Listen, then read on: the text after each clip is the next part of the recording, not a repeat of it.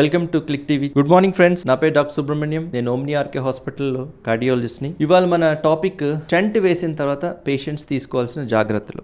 ఎందుకంటే ప్రతి వారు స్టెంటింగ్ అయిన తర్వాత మమ్మల్ని అడిగే క్వశ్చన్ ఏంటంటే, డాక్టర్ గారు మేము ఏం జాగ్రత్తలు తీసుకోవాలి, ఏమేమి తినాలి, ఏమేమి తినకూడదు అనేది సర్వసాధారణంగా అడిగే క్వశ్చన్. సో మందులంటే మనం వేసే స్టెంట్ డ్రగ్ ఎల్యూటింగ్ స్టెంట్స్ వేస్తాం.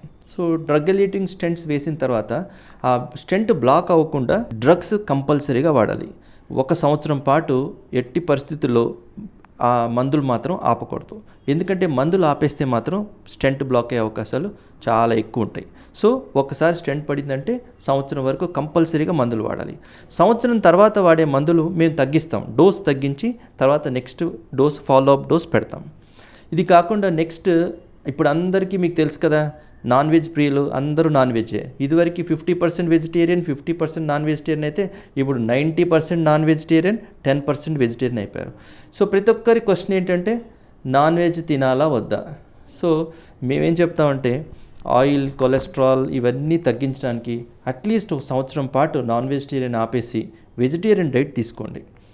అప్పుడు మీకు హెల్తీగా కొలెస్ట్రాల్ లెవెల్ కంట్రోల్ ఉండి హెల్తీగా ఉంటుంది. అండ్ అన్నిటికన్నా ముఖ్యం ఏంటంటే మీ డాక్టర్ గారిని రెగ్యులర్ చెకప్స్ చేయించుకోవాలి. ఎవ్రీ మంత్, 2 months, 3 months అనేది మీ డాక్టర్ గారు చెప్తారు.